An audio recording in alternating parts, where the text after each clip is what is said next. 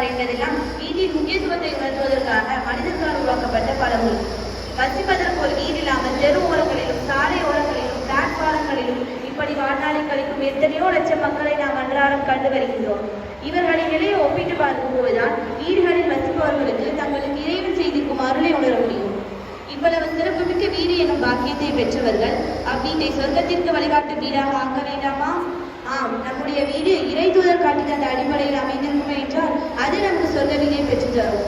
ஒரு இனிமையான இல்லம் எவ்வாறு இருக்க வேண்டும் என்றால் அல்லாஹ் கூறுகின்றான், ஒரு மோமினுடைய இல்லம் இறைவனை நினைவு கூறும் இல்லமாக இருக்க வேண்டும். அங்கு இறைவசனங்கள் ஓதப்பட வேண்டும், மார்க்கம் போதிக்கப்பட வேண்டும்.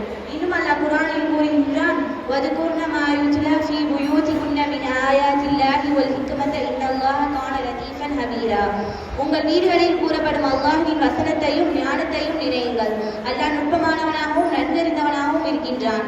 இறைவனை நினைவு கூறும் இல்லத்திற்கும் இறைவனை நினைவு கூறாத இல்லத்திற்கும் இறை தூதர் காட்டும் உவமையை பாருங்கள். சகோதர சகோதரிகளே, நபி ஸல்லல்லாஹு அலைஹி வஸல்லம் அவர்கள் கூறினார்கள், அல்லாஹ்வை நினைவு கூறும் இல்லத்தின் நிலை உயிருள்ளவர்களின் நிலைக்கும் அல்லாஹ்வை நினைவு கூறாத இல்லத்தின் நிலை உயிரற்றவர்களின் நிலைக்கும் ஒத்திருக்கிறது.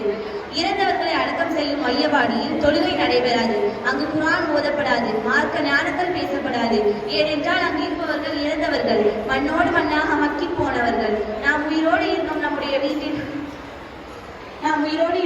வீட்டில் இறைவனை நினைவு கூறப்படவில்லை என்றால் நம்முடைய வீடும் கபர்ஸ்தானும் ஒன்றுதான். ஒரு சின்ன வித்தியாசம், அங்கு உயிரிழந்தவர்கள் உள்ளார்கள், இங்கு உள்ளம் செத்தவர்கள் உள்ளார்கள்.